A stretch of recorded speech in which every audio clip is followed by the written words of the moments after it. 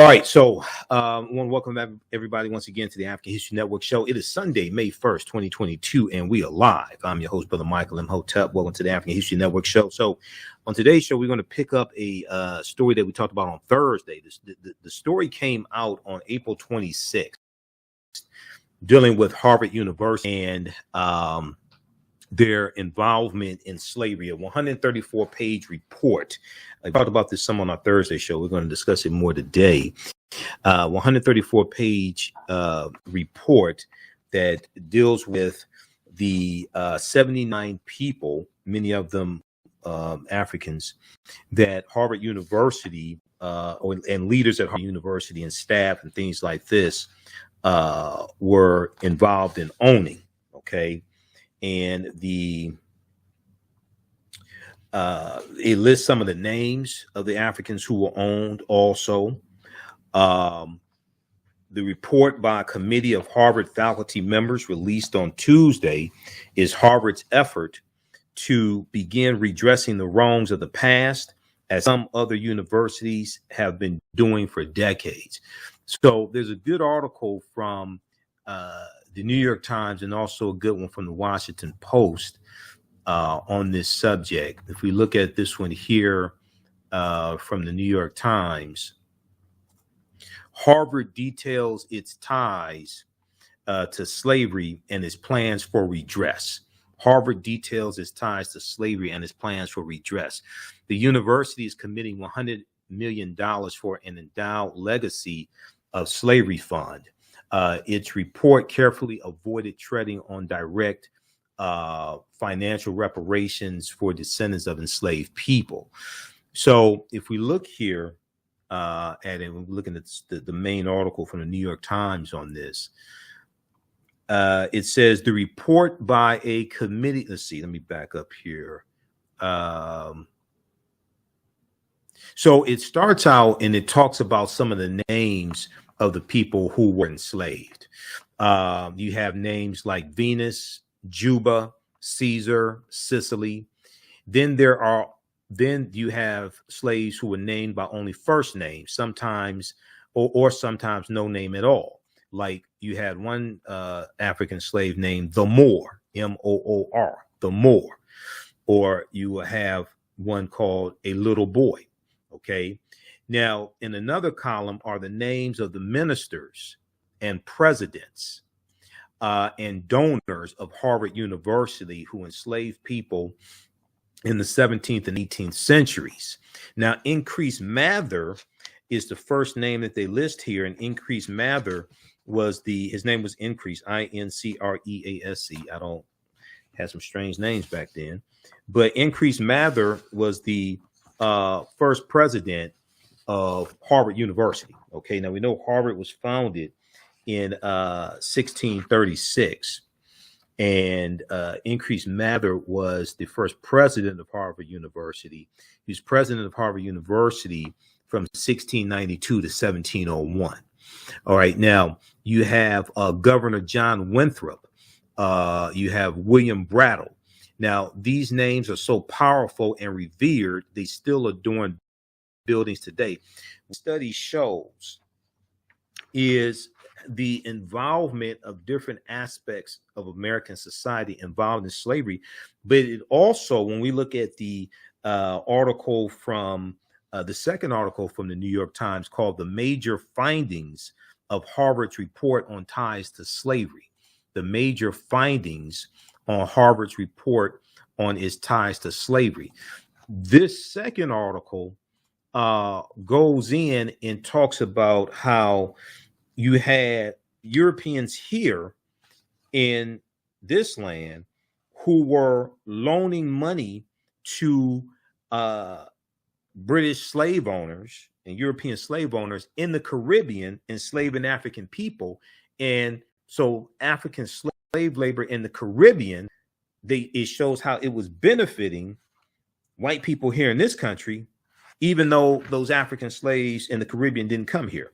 So there's a section, the university benefited from plantation owners. This second article really goes through and highlights the main findings, the main takeaways. Okay, slavery was part of daily life at the university, at Harvard University. They deal with how 4 Harvard University presidents owned slaves. 4 F-O-U-R, 4 Harvard University presidents owned enslaved people. The committee found at least 41 prominent people associated with Harvard who enslaved people. They included 4 F-O-U-R, 4 Harvard presidents, such as Increase Mather, president of Harvard University from 1692 to 1701, and Benjamin Wadsworth, president from 1725 to 1737. 3 governors, John Winthrop, Joseph Dudley, and John Leverett. William Brattle, who was minister of First Church. Now, here you have a white minister owning slaves. William Brattle, minister of First Church in Cambridge, Massachusetts. Edward Wigglesworth, professor of divinity. So I'm not sure if he was preaching to them to be good slaves. I'm not sure, but Edward Wigglesworth, professor of divinity. John Winthrop, professor of mathematics and natural philosophy. Edward Hopkins, founder of the Hopkins Foundation, and Isaac Royal Jr., who funded the first professorship of law at Harvard. And Isaac Royal Jr.'s family got rich from the slave trade. Now, I want to go here to clip number 1, Jalen, from WCVB Channel 5. This is out of the Cambridge, Massachusetts area. Harvard releases landmark report detailing past ties to slavery. Let's go to clip number 1, please. Harvard students and faculty received the 130-page report in an email. Many said they were glad to see the country's oldest university owning up to its role in slavery. For me, especially as a student of color, I wish that this had happened a lot sooner. Harvard researchers say they found from the university's founding in 1636 to when slavery was outlawed in Massachusetts in 1783, university leaders owned 70 enslaved people, both Native Americans and blacks. The university also invested in industries that relied on enslaved labor and took money from wealthy donors with ties to slavery. The truth is that slavery played a significant part in our institutional history. The truth is that the legacy of slavery continues to influence the world. In a video message, Harvard's president stopped short of issuing a direct apology. He did promise the university will set aside $100 million for further research and to try to undo some of slavery's ongoing effects, including by bringing students from historically black colleges to study at Harvard for up to a year. I don't think it can ever be completely fixed, but definitely it's moving towards the right path. Harvard follows other universities such as Georgetown, the Princeton Theological Seminary, and the University of Virginia in trying to make amends. I think Harvard was late to the game a little bit of this report, later than other universities in the region and nationwide who've been grappling with this question. Harvard declined to make anyone who worked on this report available for an interview today. Now, compared to Harvard's $50 billion endowment, this $100 million investment represents about 0.2%. Okay, so Harvard has a $50 billion investment. This represents about 0.2%, but it is a start. And what it does is there's a lot of history behind this. That's why we're looking at this. There's a lot of history behind this. We're going to go to clip 2 in just a second here, Jalen. I want to go back to the first article because I've highlighted some things here in my notes. Calling number is 313-778-7600. If you have a question or comment, 313-778-7600 is the call-in number if you have a question or comment. And also, if you attended this weekend's One Africa Power and Unity Conference here in Detroit. Now, those listening to 910 a.m. Superstation WFDF, you heard the commercials being aired to promote the conference, especially commercials being aired here on the African History Network show.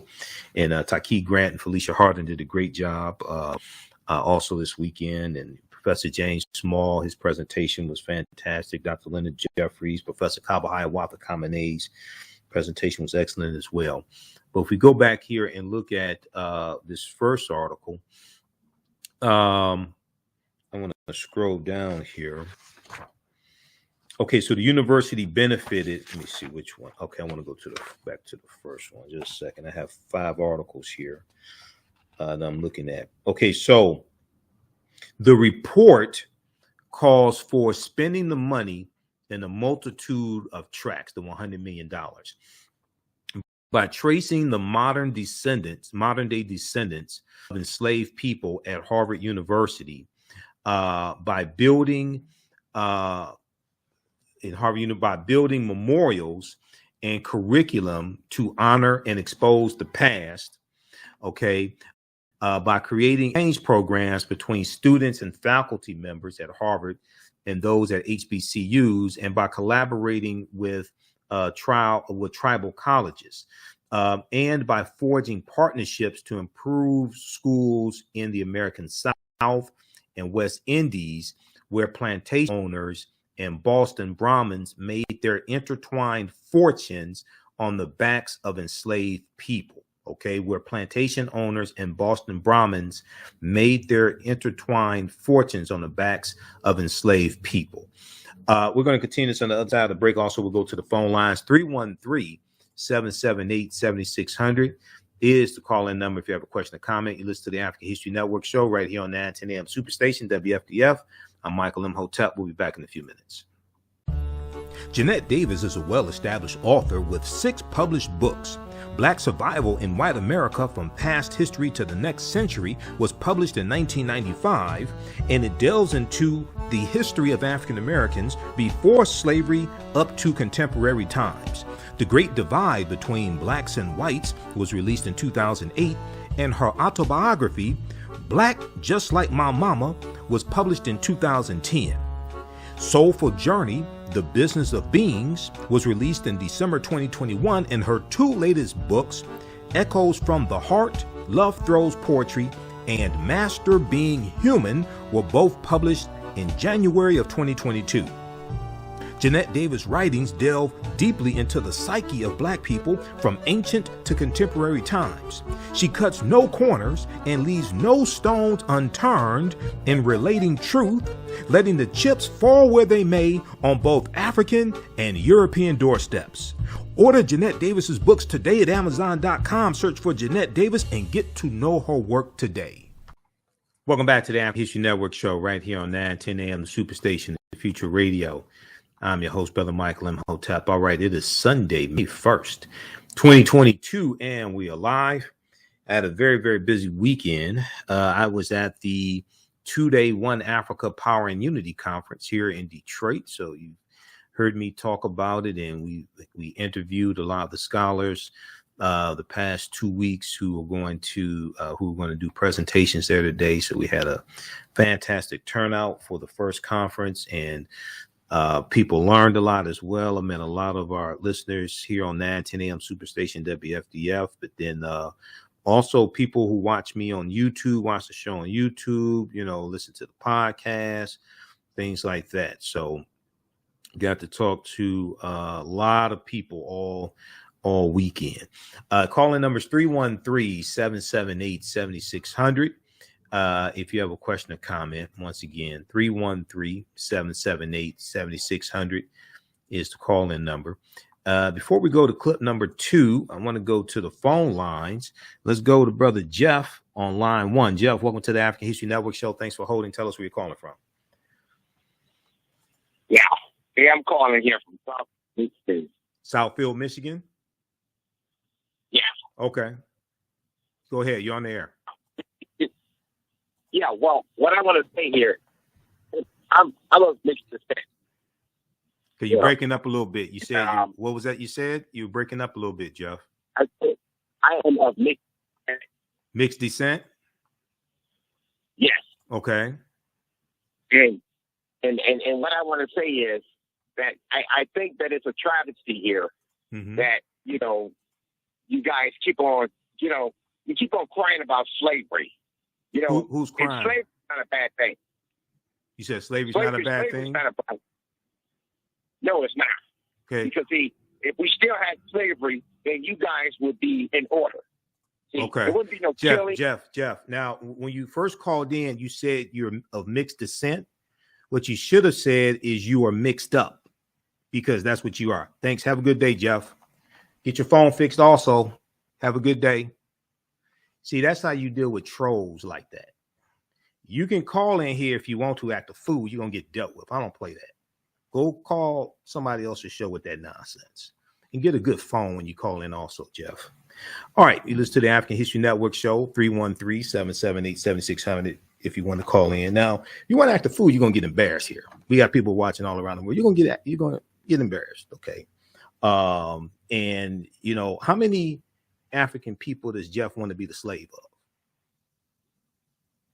How many African people, if slavery was good, then how many African people does Jeff want to be the slave of?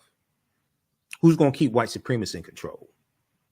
So, yeah, I was with Dr. Leonard Jeffries, Professor James Small all weekend. This is the wrong time to mess with me with some BS. I'm just warning you right now. Okay. I was with them all weekend. Okay. All right. So let's go back to like a real discussion. You know, I've been doing radio 12 years. I've dealt with trolls. Okay, so that ain't nothing new. That's what happens. But let's get back to the business at hand.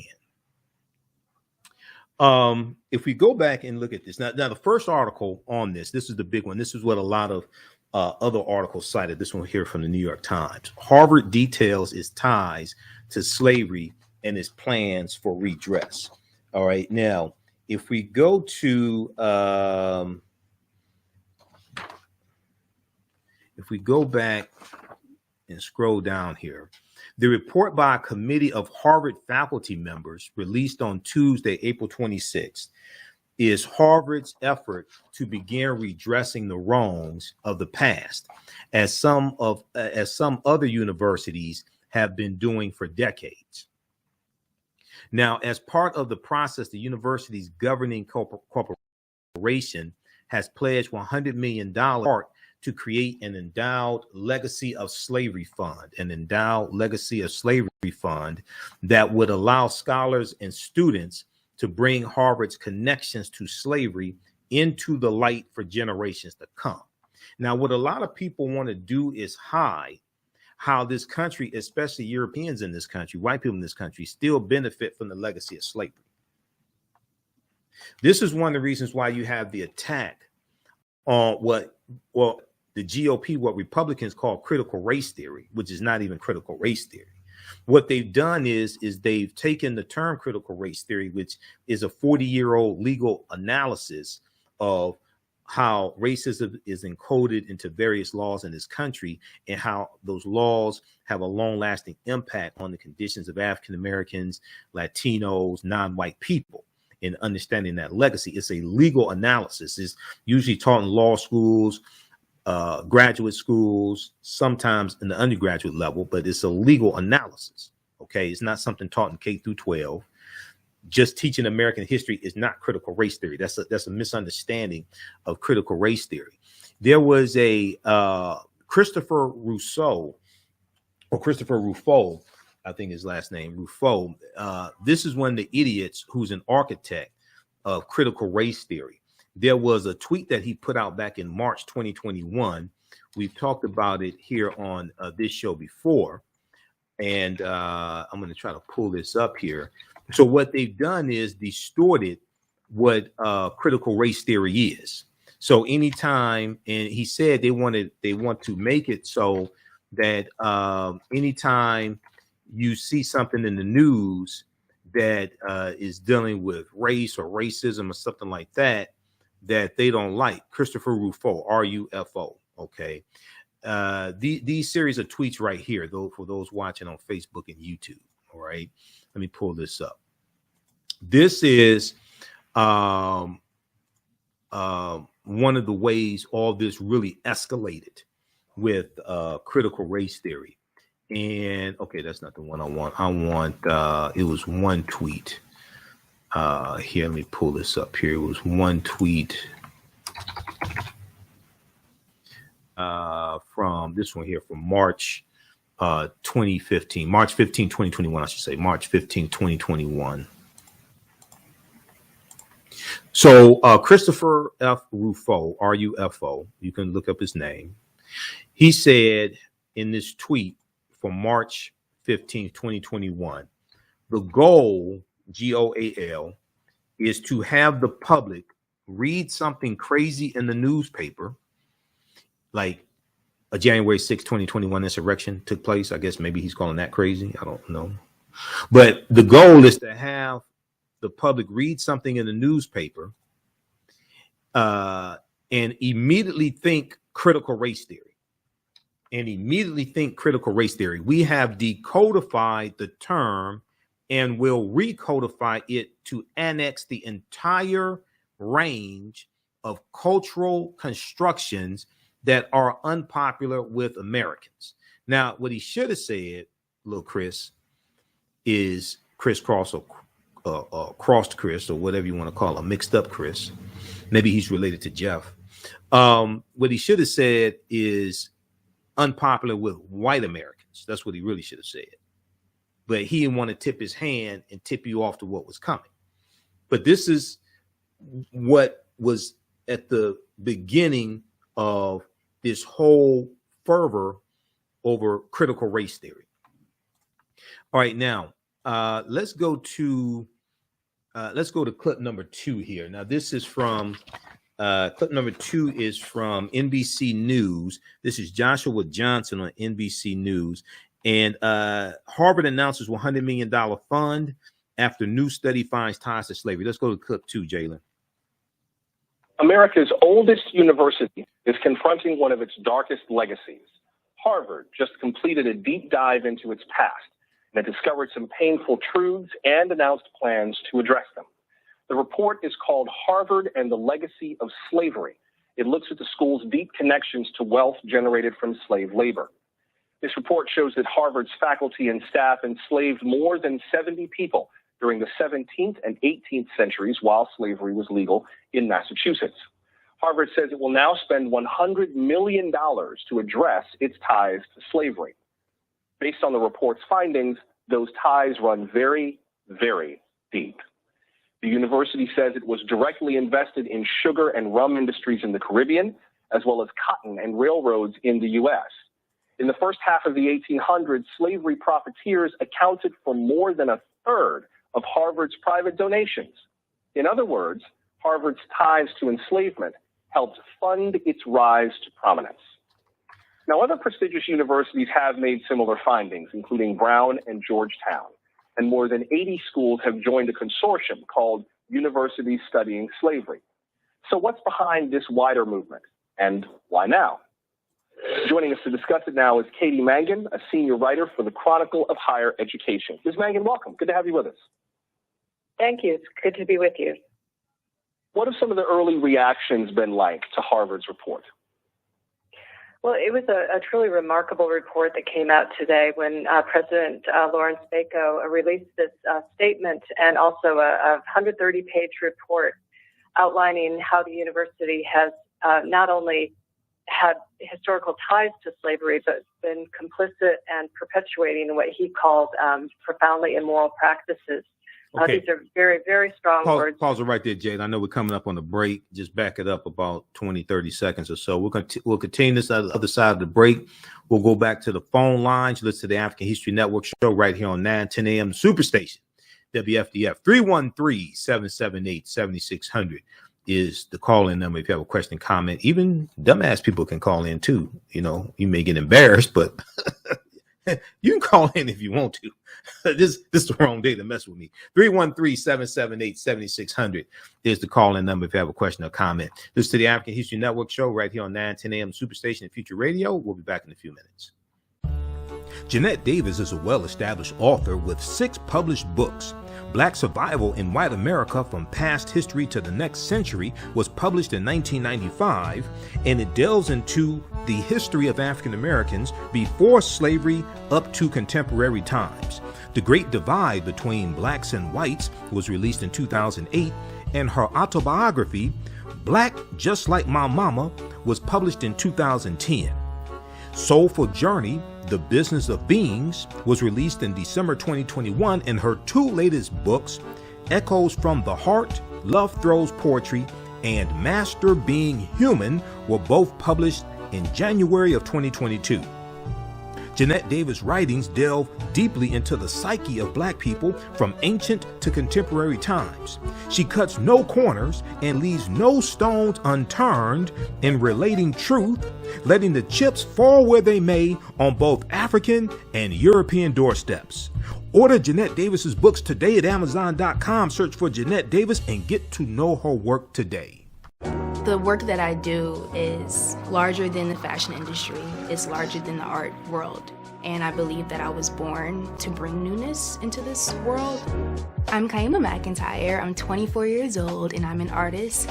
I create everything from paintings to jewelry design, metaphysical jewelry to be specific, and fashion design.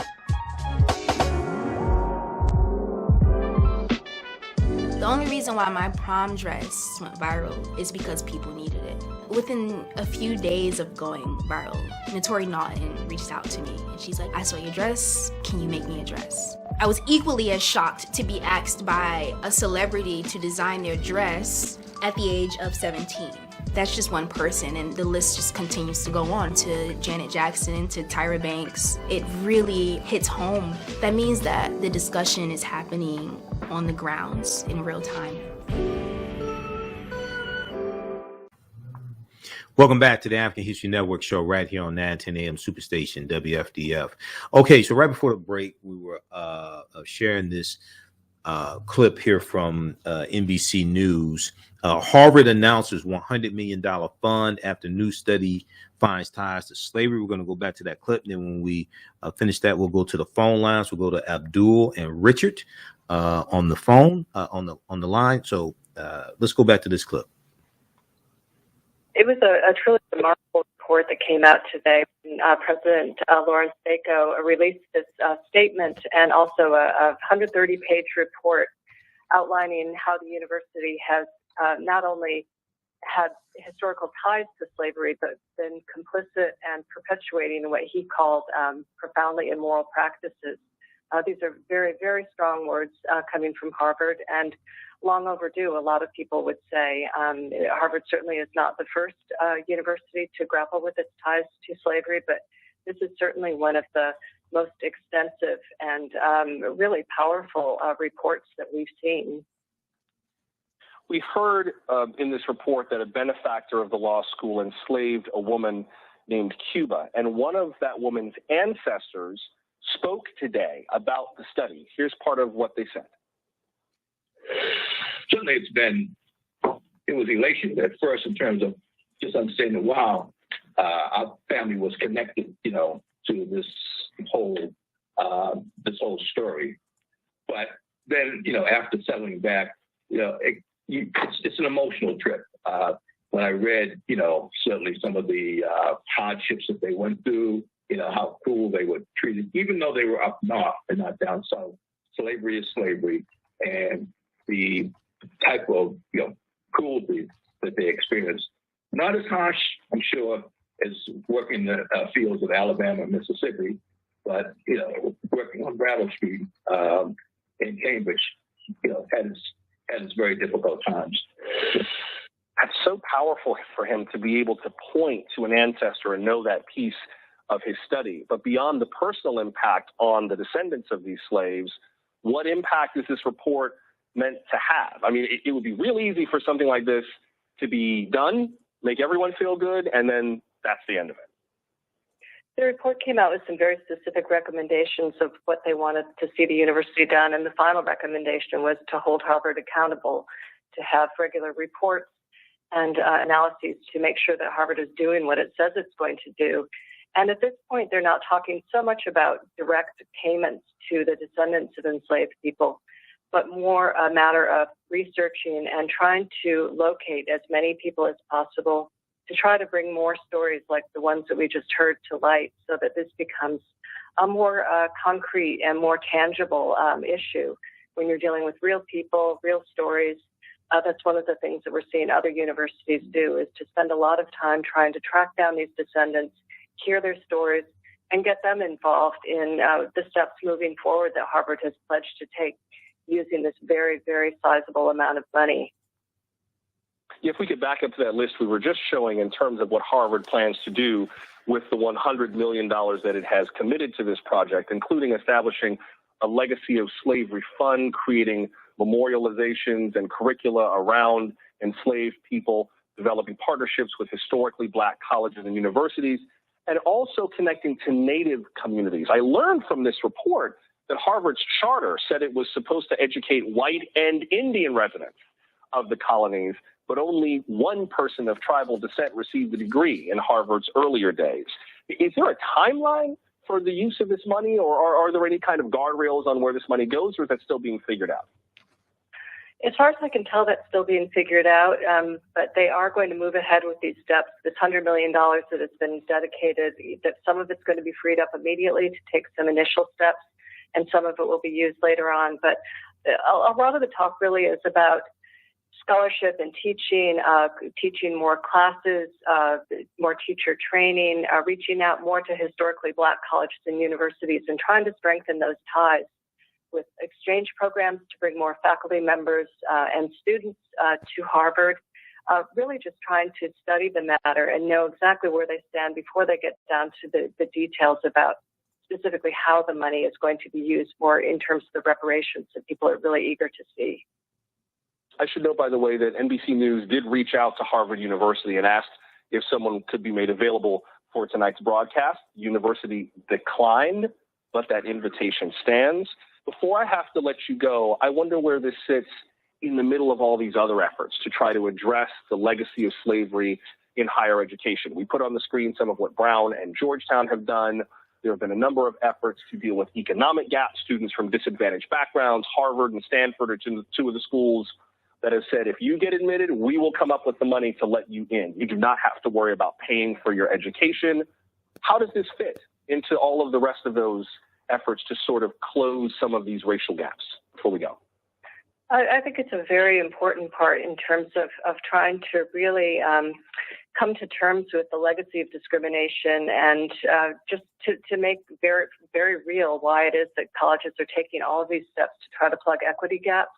These equity gaps are only growing and have grown more since COVID. And so I think it's just there's a new urgency right now to make sure that universities are not just paying lip service to these efforts to close equity gaps, but that they're really doing something about it. And I think the feeling is that bringing these stories to light and bringing these people to tell their stories is only going to help solidify the resolve of universities to take the steps that they're being called on to take to plug these long-standing and in fact widening equity gaps. I should note, by the way, the report is online at legacyofslavery.harvard.edu. It is a remarkable piece of research. Legacyofslavery.harvard.edu. Catherine Mangan of the Chronicle of Higher Education, thank you for making time for us. All right. So that's from NBC News, April 26, 2022. We're coming up on a break. When we come back from the break, we're going to continue this discussion because it talks about a Caribbean, the ties of some wealthy white men here in the U.S. and Africans in the Caribbean. It talks about that and sugar planters and rum distillers, things like this, the Caribbean connection. We'll also go to the phone lines. We'll go to Abdul and Richard on the phone. Calling numbers 313-778-7600, 313-778-7600. If you have a question or comment, listen to the African History Network show. I'm Michael Imhotep. We'll be back in a few minutes. STEM Forward, helping our community find their place in the emerging fields of science, technology, engineering, and mathematics. Join us for our monthly live stream on our website, stemforwardedu.org. Watch, subscribe, share. Also join our mailing list to stay up to date with STEM resources and opportunities. STEM Forward, the future is now. Watch, subscribe, share.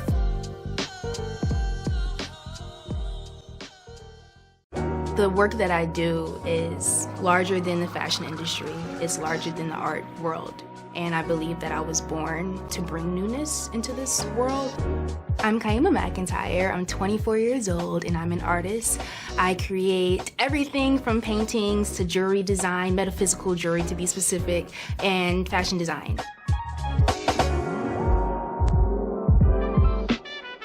The only reason why my prom dress went viral is because people needed it. Within a few days of going viral, Notori Naughton reached out to me and she's like, I saw your dress, can you make me a dress? I was equally as shocked to be asked by a celebrity to design their dress at the age of 17. That's just one person, and the list just continues to go on to Janet Jackson, to Tyra Banks. It really hits home. That means that the discussion is happening on the grounds in real time. An African History Network show with current events in history and politics, education, economic empowerment, entrepreneurship, relationships, love, sex, health issues, and much, much more. Unfortunately, many people confuse what racism is. Racism is a power structure. It was laws and policies that put us in this predicament. It's going to be laws and policies that take us out. So when you control the radius of a man or woman's thoughts, you can control the circumference of his or her actions, because the mind can't do or teach what it doesn't know. We have it all on 910 AM Superstation. WFDF Farmington Hills, Detroit. 910 AM Superstation, a division of Adele Media. The views and opinions expressed on any program are those of the producers and or the persons appearing on the program, and do not necessarily reflect the views and opinions of 910 AM Superstation or Adele Media. Welcome back to the African History Network show right here on 910 AM Superstation WFDF. It's Sunday, May 1st, 2022. And we are live. Hey, I want to remind you that we have a new section of my 10-week online course that I teach on Saturdays, Ancient Kemet, the Moors, and the Maafa, Understanding the Transatlantic Slave Trade, what they didn't teach you in school. So class number 1 was April 23rd, and we didn't have class this weekend because I was at a conference all weekend. But class number 2 is Saturday, May 7th. So as soon as you register, you can watch class number 1, and I talked to some of my listeners this weekend at the conference. So we registered a few people also for the courses.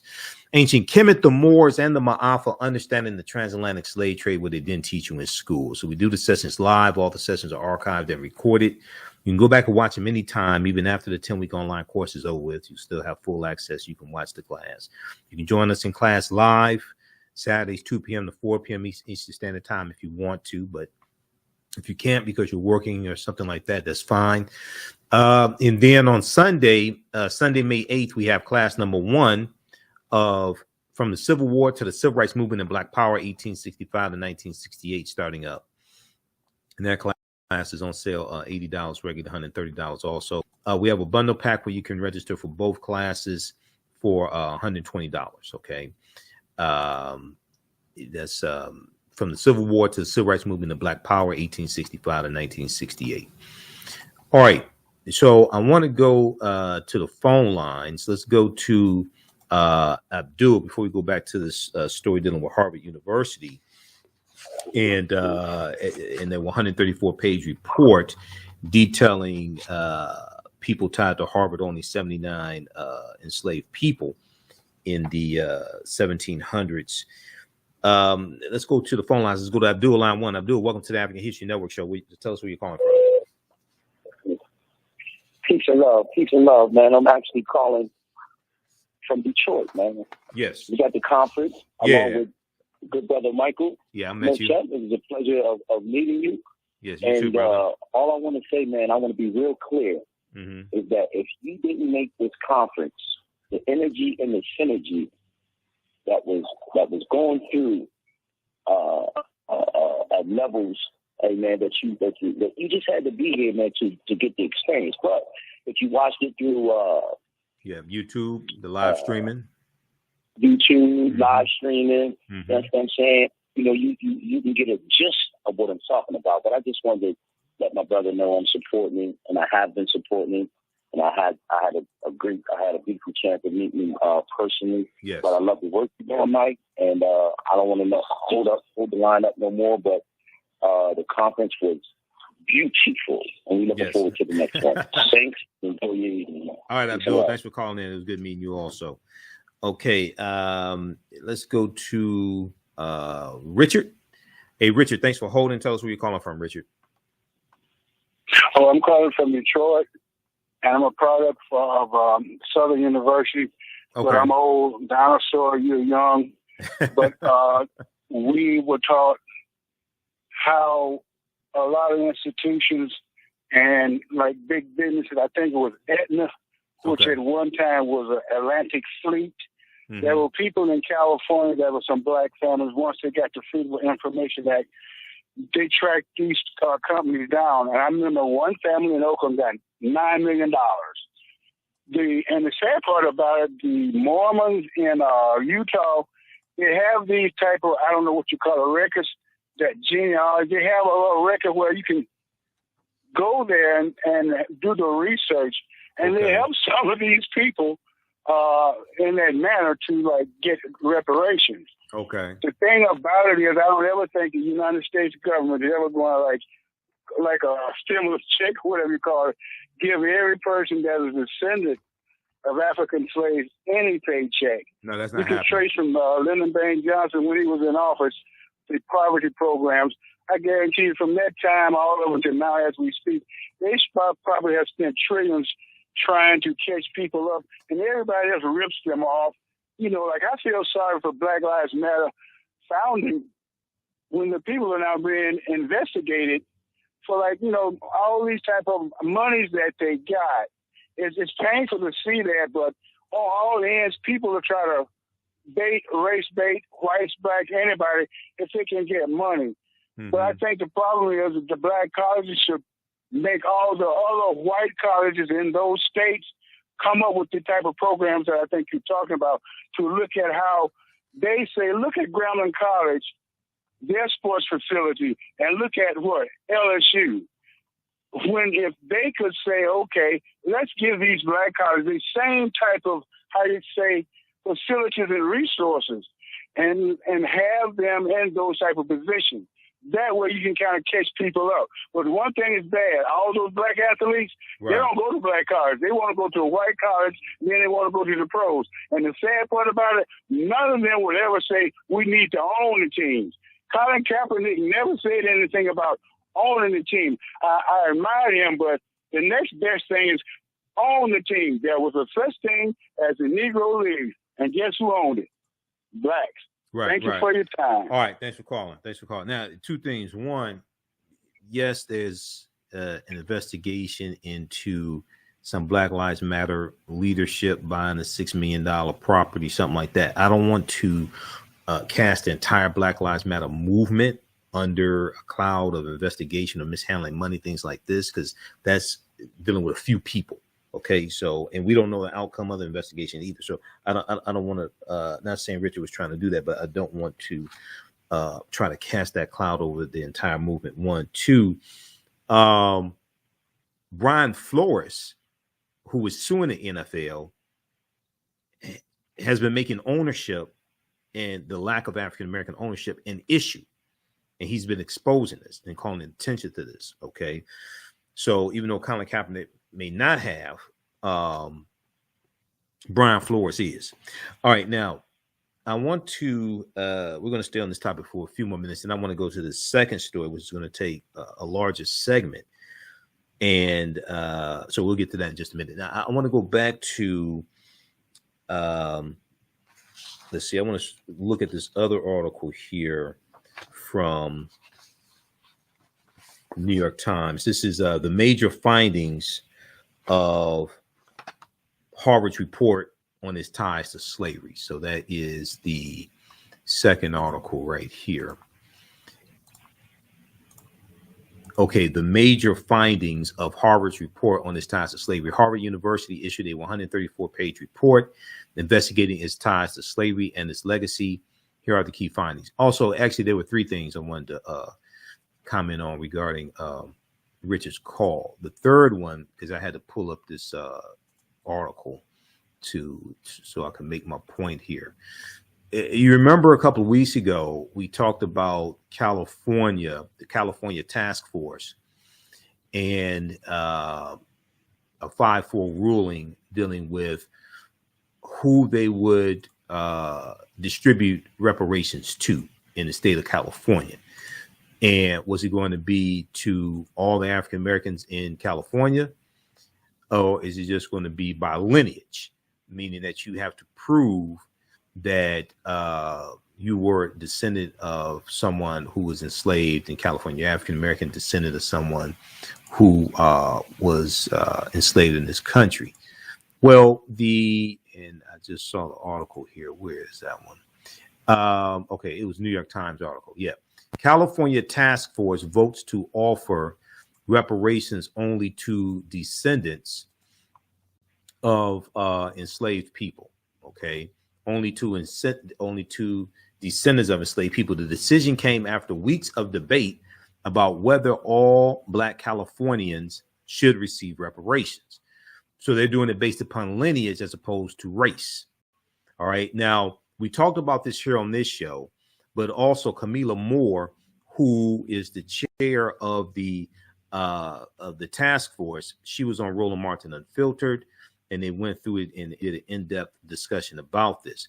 The reason why they had to do it based upon lineage as opposed to based upon race is because based upon the 1964 Civil Rights Act, it's illegal to have a race-based program, okay? Meaning that a program or benefits or something like that for only one race of people, okay? Unless maybe it's based upon treaties for like Native Americans or something like this, okay? Now, some people may say, well, the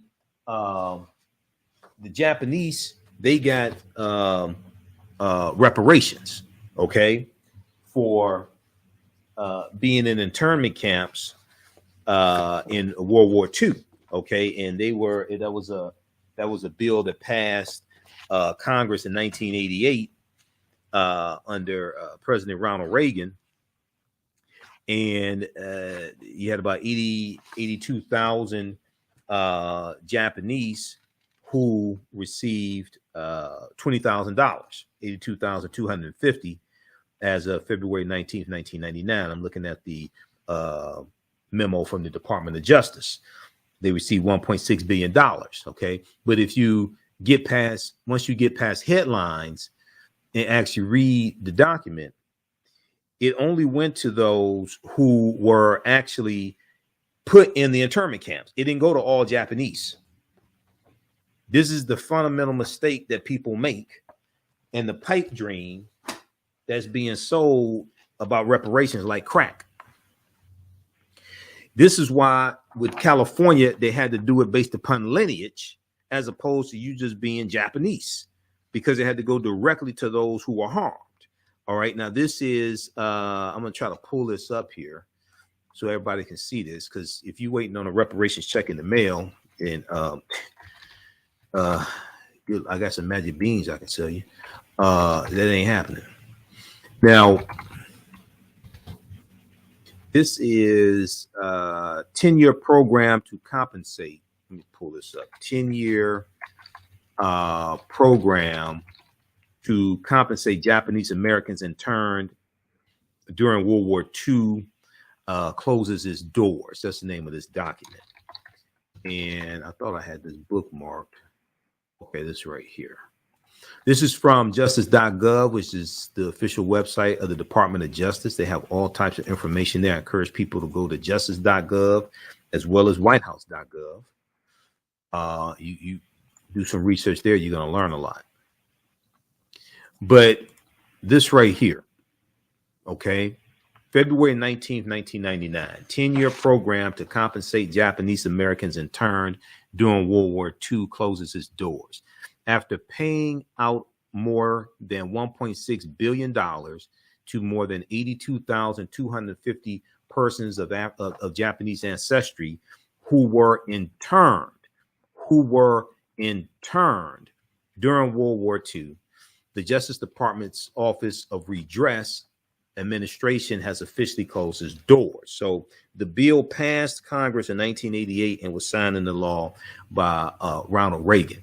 The redress program, which was established by the Civil Liberties Act of 1988, acknowledges, apologizes, and makes restitution for the fundamental injustice of the evacuation, relocation, and internment of Japanese Americans during World War II. The Justice Department's Office of Redress Administration was charged with administering the 10-year program. Okay, so they go through, explain that. Since the program's inception, it has provided $20,000 in redress to 82,219 eligible claimants, totaling $1.6 billion. Then they go through and stipulate what the requirements were to receive the restitution. In order to have been eligible for restitution, an applicant had to have been alive on August 10th, 1988, a U.S. citizen or permanent resident alien during the internment period, okay, from December 7th, 1941 to June 30th, 1946, a U.S. citizen or permanent resident alien during the internment period. So that meant that it didn't go to all Japanese Americans, okay? You had to be here in the U.S. during that internment period, a person of Japanese ancestry, or the spouse or parent of a person of Japanese ancestry, and evacuated, relocated, interned, or otherwise deprived of liberty or property as a result of federal government action during the internment period and based solely on their Japanese ancestry, meaning that you had to be part of those who were actually harmed during that period of time, being interned during that period of time, December 7th, 1941 to June 30th, 1946. Okay. It didn't go to all Japanese Americans. All right. So you have to understand the difference. That's why it's important to read. We'll deal with this on the other side of the break. Listen to the African History Network show. I'm Michael Imhotep. We'll be back in a few minutes. Abundant Capital Group is a real estate investment company with over 20 years of experience in real estate. They specialize in two areas of real estate. One, they solve real estate problems with creative financing solutions that give the seller the most money for their property. And two, they show individuals how to get a higher rate of return on their investment capital with real estate note investing. If you are looking to sell or need to sell your property, here is what they provide. Market value offer, even if you have little or no equity. They typically pay all closing costs, which can be thousands of dollars. They close on a date of the seller's choosing, and the seller does not have to be out of the house at the time of closing.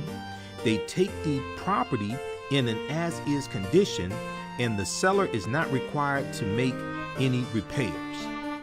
Give them a call or email them today for a free consultation and see how they can help you with your real estate needs. Call them at 973-475-8488. That's 973-475-8488. Visit their website, abundantcapitalgroup.com. That's abundantcapitalgroup.com. And email them at acg@abundantcapitalgroup.com. Follow them on Instagram and Facebook at Abundant Capital Group. What does self-care mean to you? To us, it's an opportunity to reconnect with nature. A chance to create something remarkable. At Sage and Elm Apothecary, our handcrafted skincare and household products immerse you in Earth's sweetest nectar, connecting you to nature in a way you never imagined. See for yourself and visit us at sageandelmapothecary.com. Welcome back to the African History Network show right here on 910 AM, the Superstation, the Future Radio. Okay, so right before the break, we were talking about Harvard University, the $100 million fund dealing with slavery, okay, and correcting the wrongs of slavery. And it was detailing the impact, it was detailing the connections between prominent people, presidents of Harvard and those who were faculty, things like this, and slavery. Okay. But we ended the break, right before the break, we were talking about Japanese Americans, because many people say, oh, well, Japanese Americans got reparations for being put into internment camps. So this piece from justice.gov, Department of Justice website, lays out what the stipulations were. And these were people who were still alive, who were actually those put into internment camps. It didn't go to like future generations of Japanese, things like this. It didn't go to all Japanese. All right. It was 82,250 Japanese who received $20,000. It was a total of $1.6 billion paid out to 82,250 persons of Japanese ancestry. And they laid out the stipulations. Okay. Now, then you also have some people who will say, oh, well, the Jews got money for reparations from the U.S. government. And then when I ask them the details, they can't tell me any. Or I hear people say, oh, well, President Obama gave the Jews reparations. I'm like, really? So then I asked them, well, explain to me what happened. They can't tell me. It was $12 million spread out over 5 years, $2.5 million a year. And it was a bill that passed the House of Representatives, passed the U.S. Senate, and was signed into law by President Barack Obama. Did it go to all the Jews in the U.S.? No, it didn't go to all the Jews in the U.S. It was about 13,000 who were actually Holocaust, what was it? Some 130,000 Holocaust survivors are living in the U.S. according to the government estimates. And there's a document that gets deeper into this. I want the other document. There's about 13,000 Holocaust survivors that received the money. It was $12 million over 5 years. There was another document that's more detailed than this one that I want to find here. Where is that one? And it was from Debbie Wasserman Schultz's office also. When you actually go through, this is why I explain to people, you have to read this stuff. Okay, you just can't go by headlines. Let me see here. Pull this one up. But it was a bill that passed the House of Representatives, passed the U.S. Senate, and was signed into law. And it was a total of $12 million over 5 years.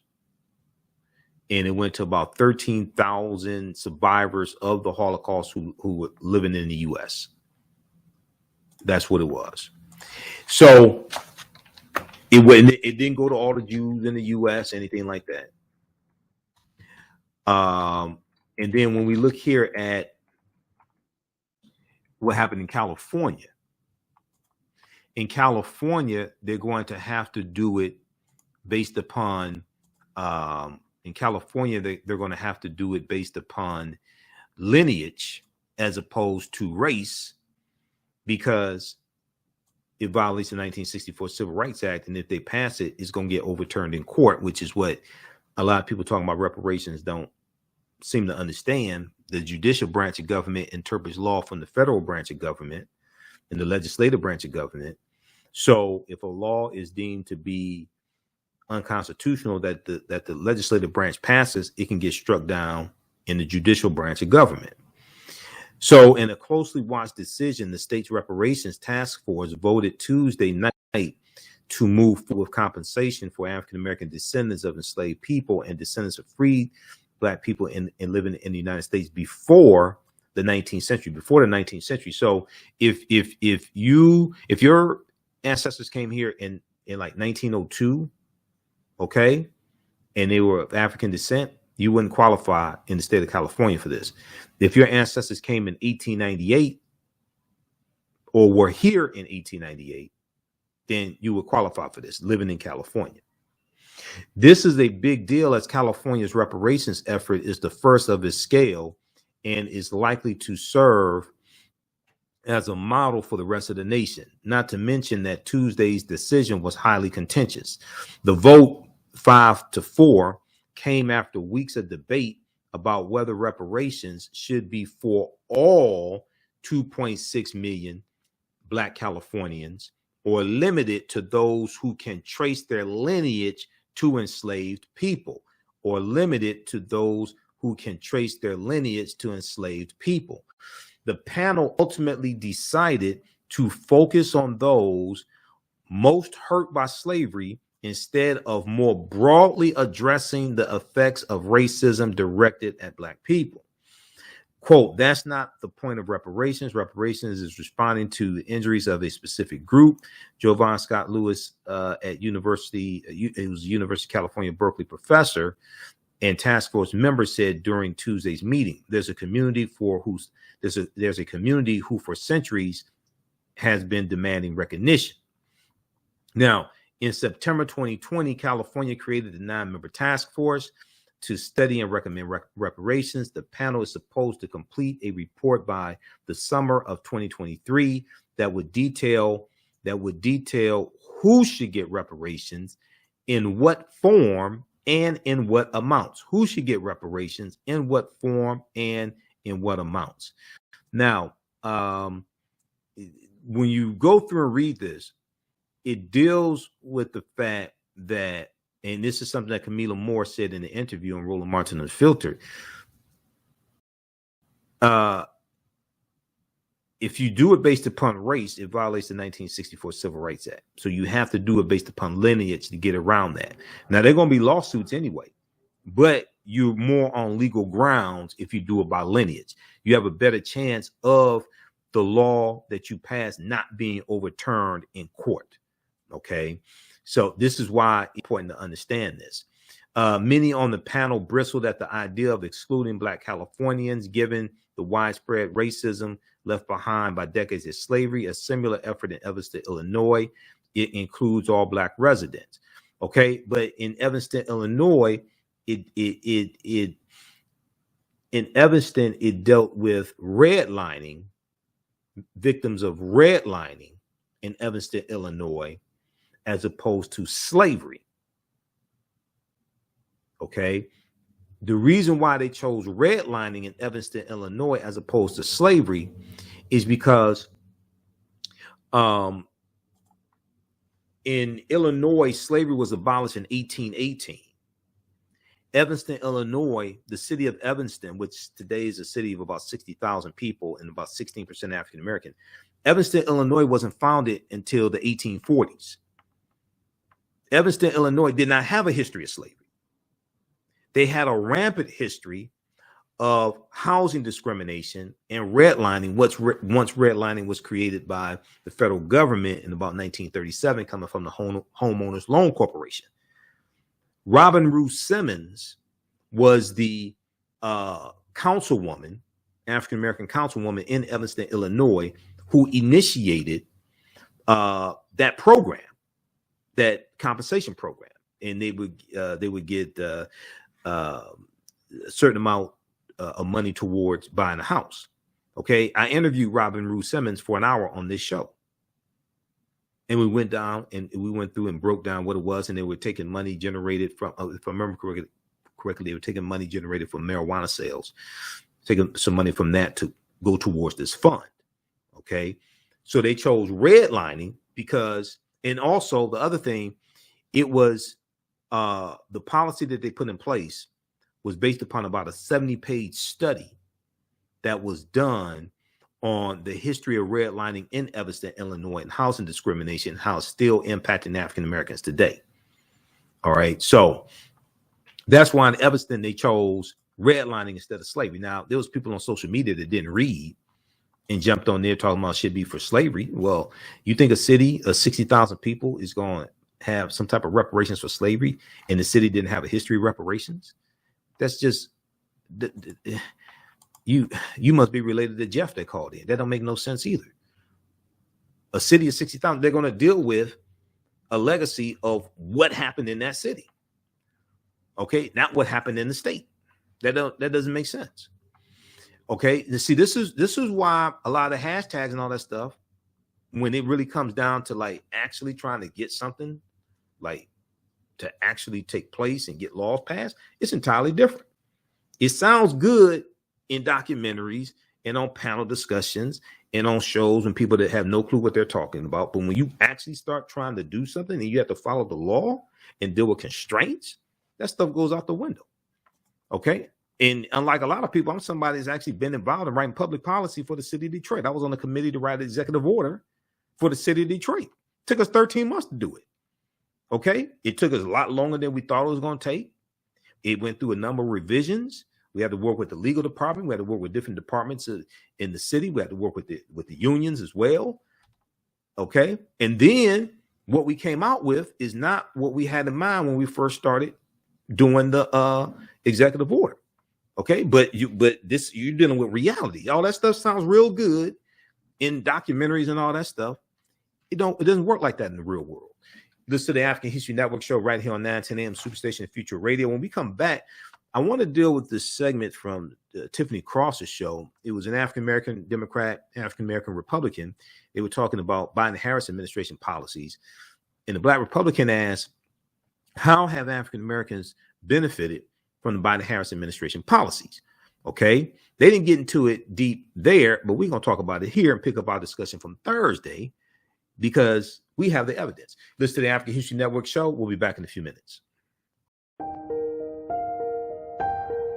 What does self-care mean to you?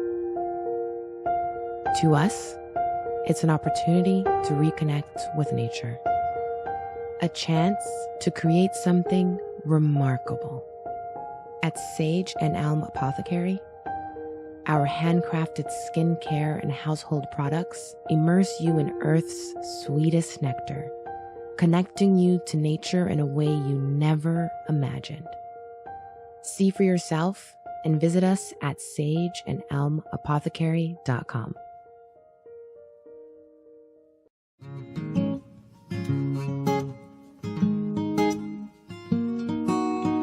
IDO Network International, in collaboration with STL Black Woman, DACA, and ACTA, present the Royal Pilgrimage to the Americas, August 24th through the 28th. The African kings and queens are coming to you for business, networking, and sharing of Pan-African ideals. The venue will be the illustrious En Garde Arts Hotel in St. Louis, Missouri. A royal cultural experience and exhibitions, trade and investment opportunities in Africa, the Caribbean, and the Americas. A Royal Pan-African Summit hosting keynote speakers and a red carpet banquet. Come and witness an African royal coronation ceremony.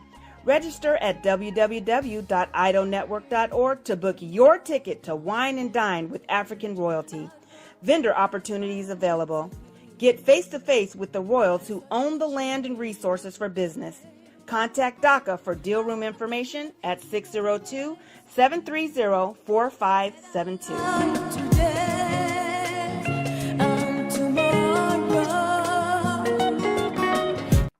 Welcome back to the African History Network show. All right. So read the article from the New York Times dealing with, we talked about this a couple weeks ago. The one from the New York Times dealing with the California Task Force on Reparations. A lot of this stuff sounds good, you know, in theory, but then when you actually try to go through and read about what they went through to be able to get to the decision that they came to. Okay. Watch interviews with Camilla Moore. This stuff sounds real simple when people really don't understand how this stuff works. Other panelists, we go back to the article very quickly here. Other panelists expressed concerns that it would be difficult for descendants of enslaved people to prove their ancestry so they could qualify for payments. Others said they worried that barring some Black Californians from reparations would cause unnecessary fighting within the Black community. But after hours of debate,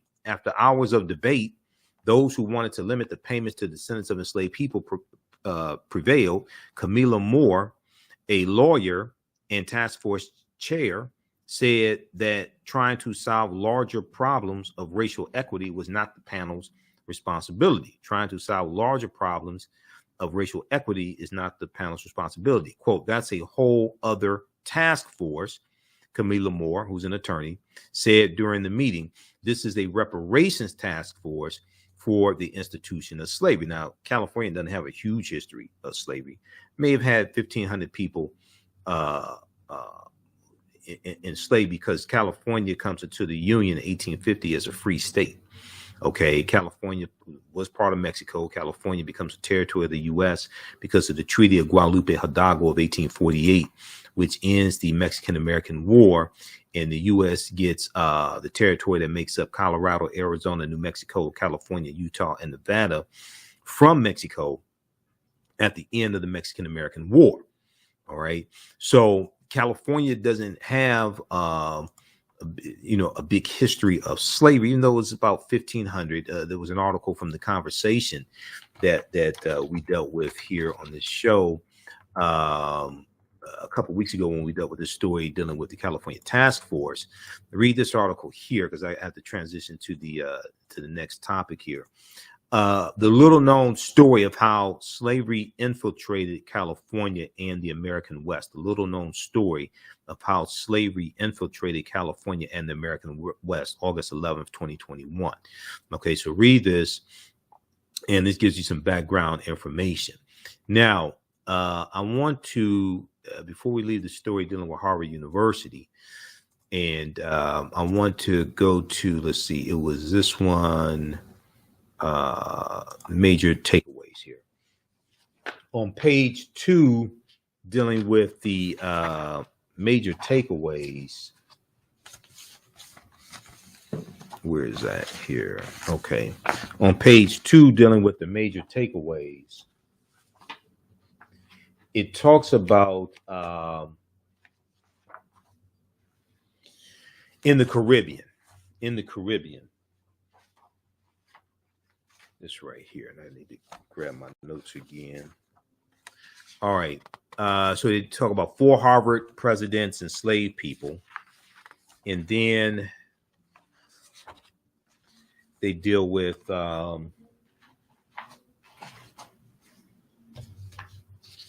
let's see, the next page is the university benefited from plantation owners. The university benefited from plantation owners, okay? And if you scroll down here, you look at that sentence. So they break down the connection between the South and the North, and the South growing content in the textile mills in the North. Throughout this period, so while New England's image has been linked to popular culture to abolitionism, the report from Harvard University, the 134-page report from Harvard University, said wealthy plantation owners and Harvard were mutually dependent for their wealth. Wealthy plantation owners in the South, largely in the South, and Harvard University in Cambridge, Massachusetts, were mutually dependent for their wealth. Quote, throughout this period and well into the 19th century, the university and its donors benefited from extensive financial ties to slavery, the report said. These profitable financial relationships included, most notably, the beneficence of donors and who accumulated their wealth through slave trading. The beneficence of donors who accumulated their wealth through slave trading from the labor of enslaved people on plantations in the Caribbean islands and in the American South. From the labor of enslaved people on the plantations in the Caribbean islands and the American South. So you mean that Africans on plantations in the Caribbean contribute to the GDP of America also? I thought it was just slaves here in the U.S. that contributed.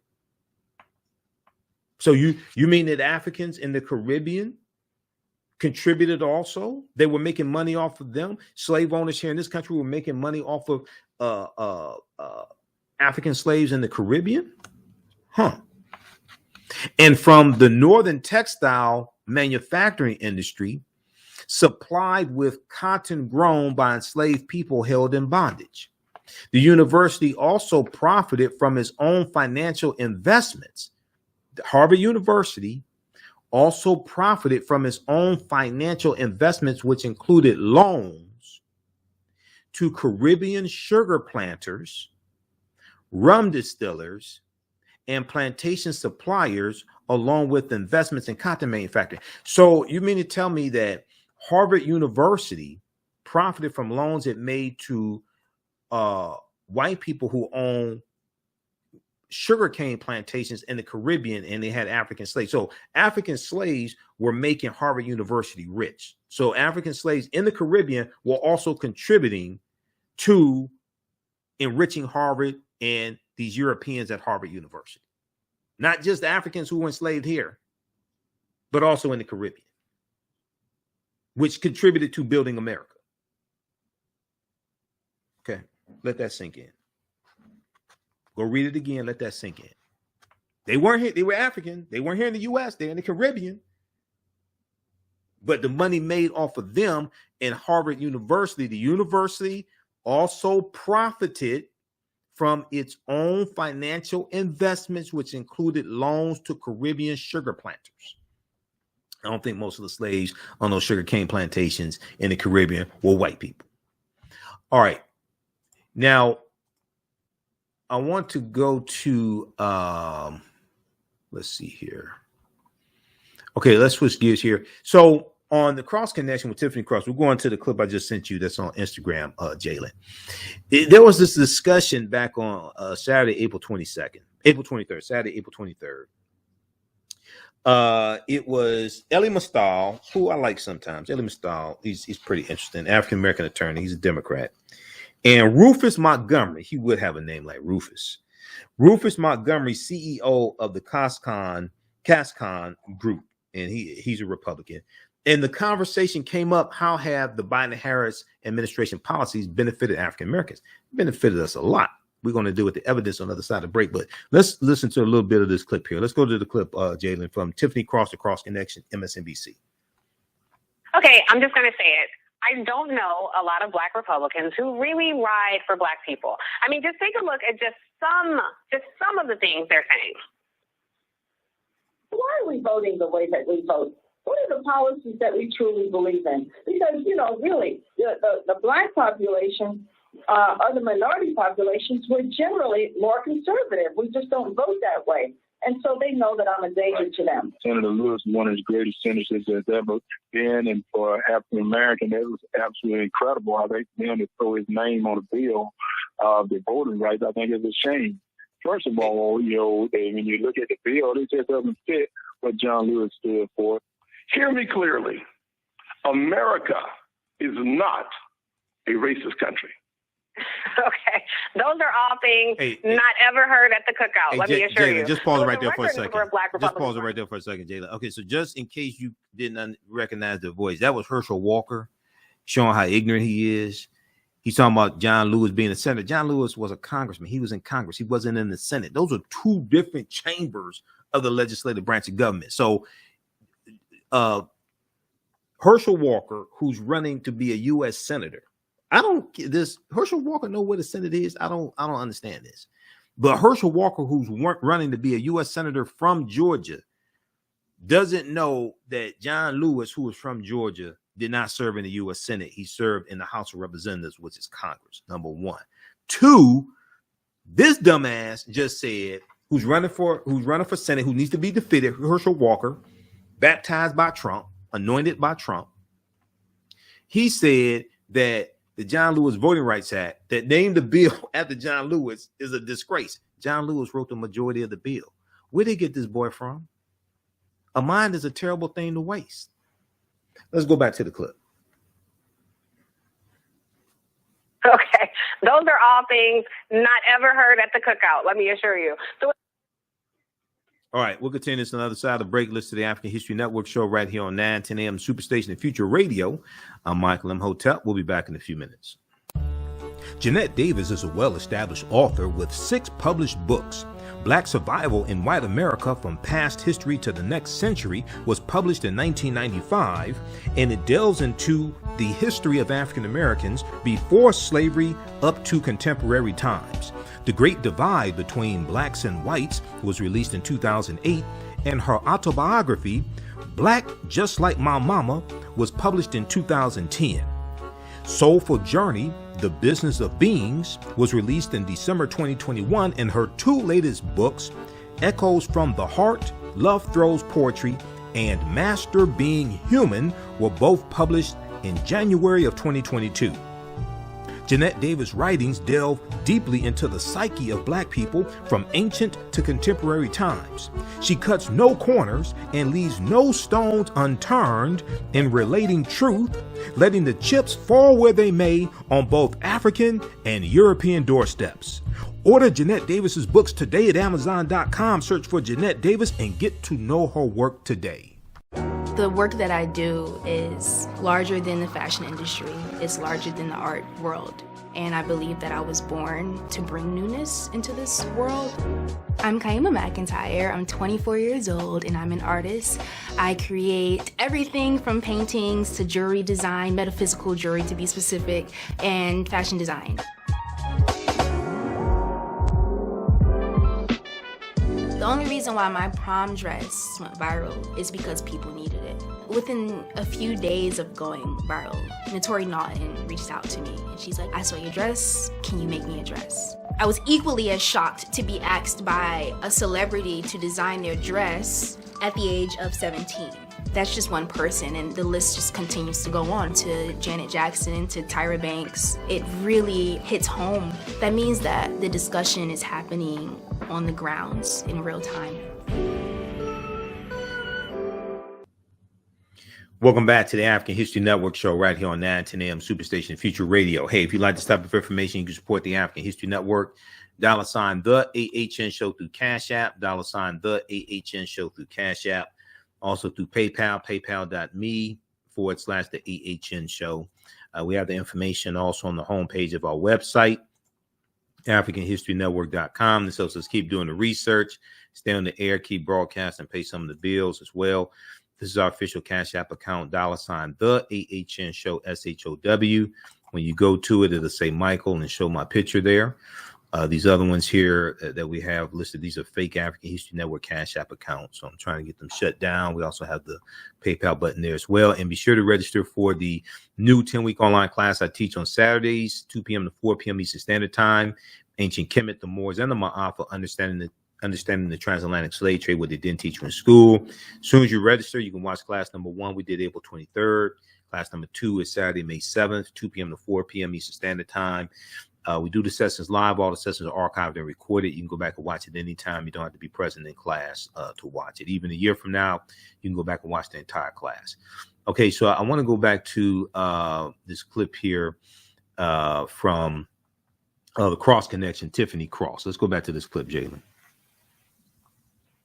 With a record number of Black Republicans running for office who seem to represent the interests of the GOP and not necessarily the community, I really do want to have an honest intellectual exchange about why. So back with me now is the correspondent for The Nation, that's Ellie Massal, and the author of the New York Times bestselling book, Allow Me to Retort, and making his Cross Connection debut, this is a client, someone I've known for a long time, Rufus Montgomery. He's a lobbyist and Republican political consultant, so I know he is definitely up for this conversation.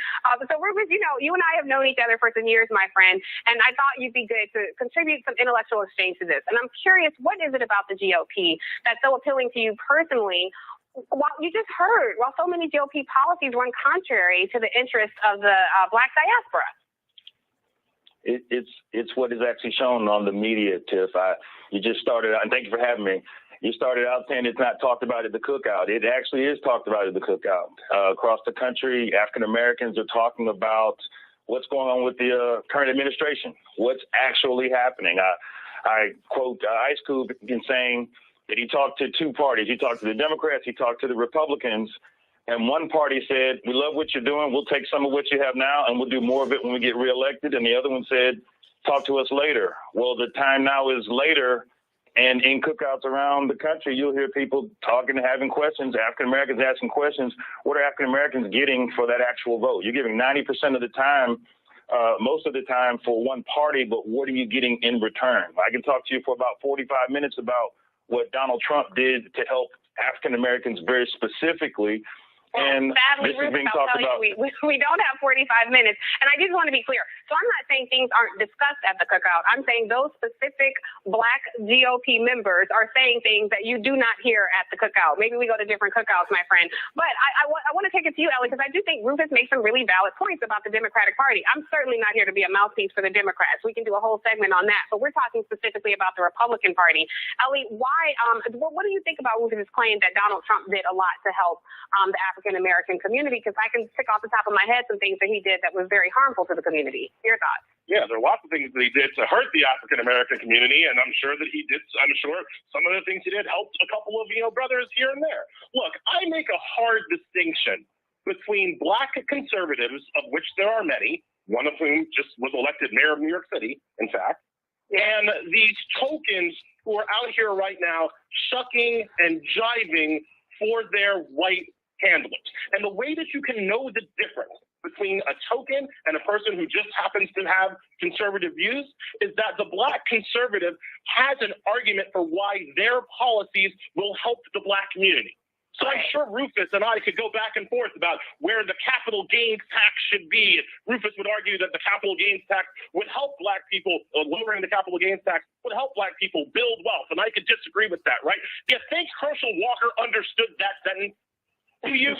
Because there is no argument that suppressing the votes of African Americans helps the African American community. There's no argument that police brutality helps Black people get stronger. There's no argument that gerrymandering away Black representation in Congress helps the African American community, right? But the problem is that Black conservatives right now, the ones who are still with the Republican Party, are running on a platform that is against the interest that's against of our Black interest. people.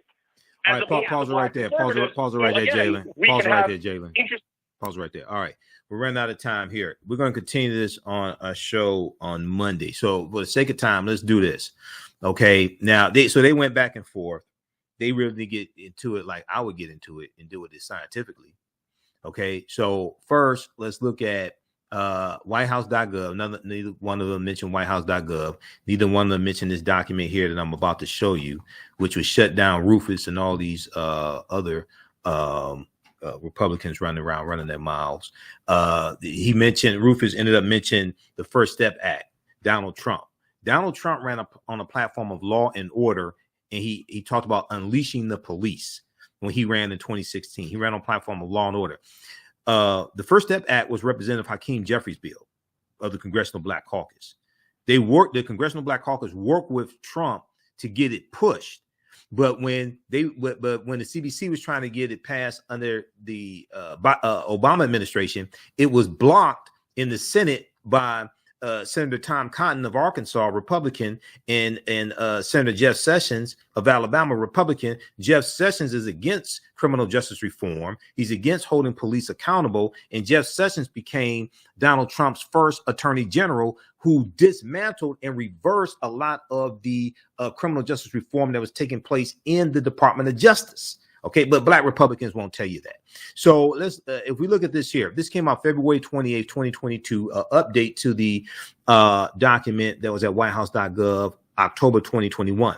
Fact sheet: the Biden-Harris administration advances equity and opportunity for Black people and communities across the country. So what this does is, this is a 19-page document. It goes through and it shows how the Biden-Harris administration policies are helping the African American community. For people who want to know, now, when people who came to my vendor table this weekend at the One Africa Power and Community Conference, the One Africa Power and Unity Conference, this is something that I showed some of them. They had never seen it. When we talked about this on the show Thursday, people had never seen this. This is at whitehouse.gov. Economic opportunity for Black families and communities. They talk about how the American Rescue Plan helped African American families. The American Rescue Plan, the child tax credit, cut Black child poverty by 33%. No Republicans in the House or the Senate voted for the $1.9 trillion American Rescue Plan that also included $46.5 billion in rental assistance and also assistance for landlords as well, and helped a lot of African Americans stay in their homes. It goes through and talks about the $1.2 trillion infrastructure bill. Okay, and how it will, they talk about the lack of investments has fallen most heavily on Black and other communities. The bipartisan infrastructure bill will replace lead pipes. It will replace lead pipes like Flint, Michigan. When you had the Flint water crisis in Flint, Michigan, under that no good governor that we had, Governor Rick Snyder, Republican, a study came out and talked about how there were 3,000 communities across the country that had higher lead levels in their water than Flint, Michigan. This bill right here that only 19 Republicans in the Senate voted for, and I think only 14 Republicans out of over 200 in the House voted for. Okay, this is going to eradicate that. This is going to help fix that problem. It will also expand affordable high-speed internet in rural America. 25% of African Americans live in rural America. It will go through and help create reliable transit, clean drinking water, reconnect Black neighborhoods divided by legacy highway infrastructure, like I-375 that ran through Black Bottom here in Black Bottom in the Paradise Valley area here in Detroit. And when Secretary Pete Buttigieg, Secretary of Transportation, gave a speech in the at a White House press conference, he talked about how the African Americans were hurt by the U.S. Interstate Highway Acts 1952 and 56 and things like this infrastructure. You had Republicans like Senator Ted Cruz from Texas. He said, "Oh, now roads are racist." So you have Republicans who want to deny the impact that infrastructure has had to African Americans. Read this document. We'll continue this tomorrow. This is a 19-page document that goes through and breaks down how these policies from the Biden-Harris administration are helping the African American community. So when you have your cookout, take this with you as well. This is the African History Network show. I'm Michael Imhotep. Thanks for tuning in. We'll talk to you tomorrow. Peace. All right, guys. Look, we got to get out of here. I'm gonna post this link here. Oh, now also you have that, and then you have this one here from April 14th. So this here is from February 28th. Then you have the one from April 14th. Well, let's look at this. You have the article from the Griot that we talked about here on the show. And I can't get these ads to close out. I hate these ads that the Griot has. Get this to close out. Well, anyway, I saw first of all, the fact sheet that I just showed you, that's 19 pages. I haven't seen anything in the media about this. It's at whitehouse.gov. It's free. Secondly, this article here from April 14th, 2022 by thegriot.com, African American owned and operated. We talked about this a little bit on Roland Martin Unfiltered when I was on his show maybe 3 Fridays ago, because it was one of the topics we were supposed to talk about, but we did not have a chance to get deep into it because of time constraints and other things we were dealing with. Biden-Harris administration unveils government-wide action plans on racial equity. Have you heard anything about this? This is from April 14th. Have you heard anything about this? Have you heard anything about this in mainstream media? Biden-Harris administration unveils government-wide action plans on racial equity. And what this does is this lays out across 90 federal agencies with more. So the Biden-Harris administration unveiled Thursday, I think that was April 14th, Thursday, a massive government-wide action plan to advance racial equity across 90 federal agencies with more than 300 strategies, across 90 federal agencies with more than 300 strategies and commitments laid out by government leaders. Have you heard about this? The announcements from the dozens of federal agencies are the start of fulfilling an executive order signed by President Joe Biden on his first day in office to advance racial equity across the entire federal government. This is something that was initiated day one, January 20th, 2021. Have you heard about this? Okay, this ties into Executive Order 13985. Executive Order 13985. And if you go look at the fact sheet here from April 14th, 2022, that once again is at whitehouse.gov. So you can bring this up at the cookout. Biden-Harris administration releases agency equity plan actions to advance equity and racial justice across the federal government. Okay. Now, I still find it interesting. I haven't really heard about this in mainstream media. On his first day in office, President Joe Biden signed Executive Order 13985, advancing racial equity and support for underserved communities through the federal government. That historic order directed the whole of the federal government to advance an ambitious equity and racial justice agenda. Today, more than 90 federal agencies, including all cabinet level agencies, are releasing their first ever equity action plans that lay out more than 300 concrete strategies and commitments to address systemic barriers in our nation's policies and programs that hold too many underserved communities back from prosperity, dignity, and equality. Have you heard about this? This came out April 14th. I've seen very little in media, period, about this. The article, I think the only article I really saw on this was from the GRIO, which is African American owned and operated. Then they go through, this is a 6-page document. Okay, this is 6 pages. This is relating to the executive order and the results of the executive order, the policies being laid out. Okay, so they go through and look at the Department of Labor. Okay, the Department of Labor, the Department of Housing and Urban Development, the EPA, Environmental Protection Agency.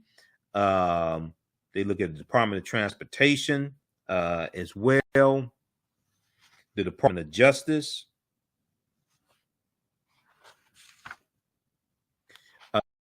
Department of Commerce. The Department of Commerce is investing nearly $50 billion in broadband infrastructure deployment, affordability, and digital inclusion efforts to help close the digital divide, which is based upon racial discrepancies in who has access to high-speed internet and who does not, particularly for rural and tribal communities. 25% of African Americans live in rural America. They talk about the Department of Homeland Security.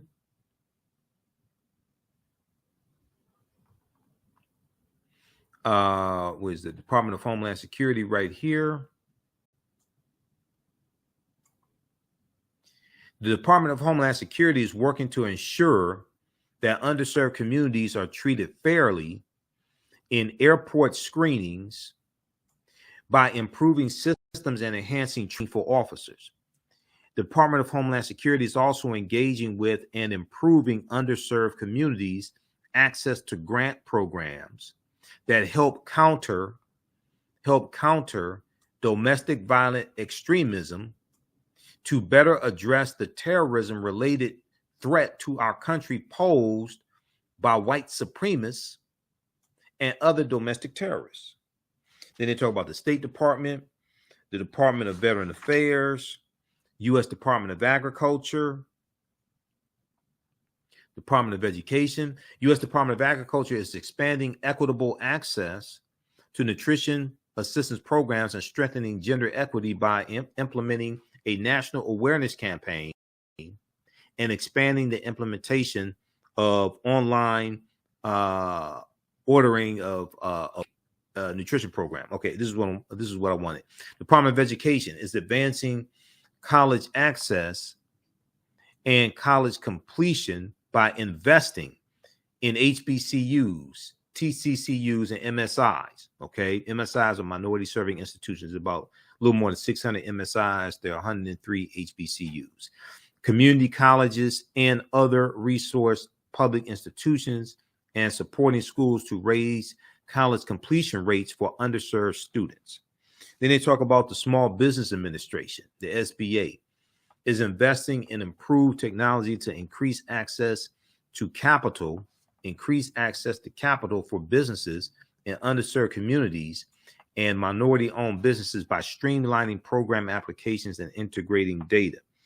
And they talk about NASA, Social Security Administration, FEMA.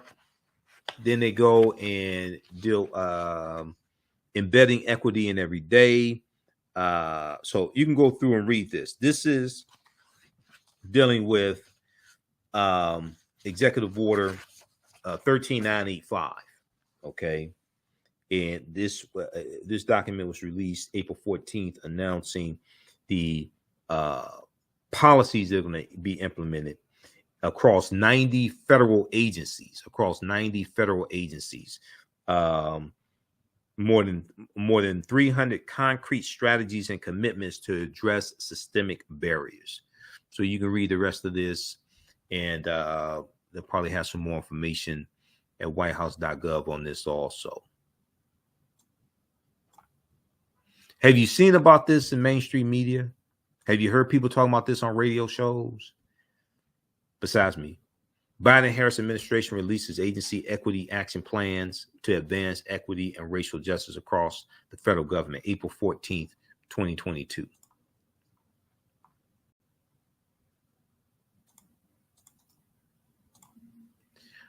Okay, look, we have to get out of here. Remember, at the African History Network, we focus on educating, empowering, and inspiring people of African descent throughout the diaspora and around the world. We'll continue this discussion on tomorrow's show. And be sure to register for the online classes I teach on Saturdays and Sundays. Ancient Kemet, the Moors, and the Maafa, understanding the transatlantic slave trade, what they didn't teach you in school. And we have a course bundle pack. You can register for all 3 classes for $120. It includes Great African Women in History, the Mothers of Civilization. You can register for all 3 classes for $120. If you've taken any of my online classes in the past, email me at AHNshow@AfricanHistoryNetwork.com, AHNshow@AfricanHistoryNetwork.com, and you'll get a 50% discount. Okay. We have to get out of here right now. It's correct wrong behaviors. Not over till we win. Wakanda forever. And we'll talk to you tomorrow. Peace.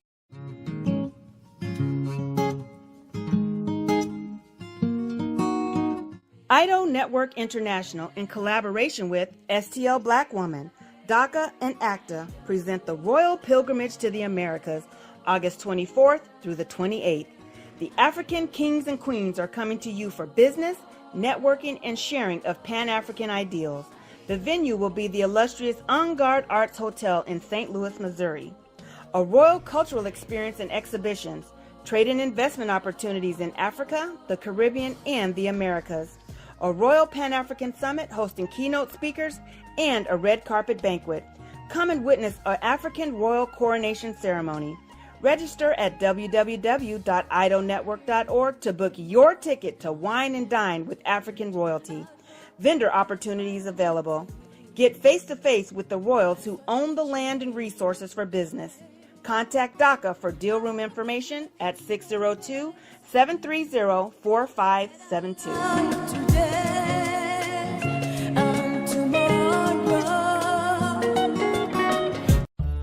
Jeanette Davis is a well-established author with 6 published books. Black Survival in White America from Past History to the Next Century was published in 1995, and it delves into the history of African Americans before slavery up to contemporary times. The Great Divide Between Blacks and Whites was released in 2008, and her autobiography, Black Just Like My Mama, was published in 2010. Soulful Journey, The Business of Beings, was released in December 2021, and her 2 latest books, Echoes from the Heart, Love Throws Poetry, and Master Being Human, were both published in January of 2022. Jeanette Davis' writings delve deeply into the psyche of Black people from ancient to contemporary times. She cuts no corners and leaves no stones unturned in relating truth, letting the chips fall where they may on both African and European doorsteps. Order Jeanette Davis's books today at Amazon.com. Search for Jeanette Davis and get to know her work today. STEM Forward, helping our community find their place in the emerging fields of science, technology, engineering, and mathematics. Join us for our monthly live stream on our website, stemforwardedu.org. Watch, subscribe, share. Also join our mailing list to stay up to date with STEM resources and opportunities. STEM Forward, the future is now. Watch, subscribe, share.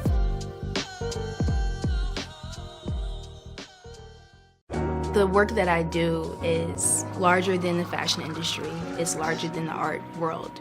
And I believe that I was born to bring newness into this world. I'm Kaima McIntyre. I'm 24 years old and I'm an artist.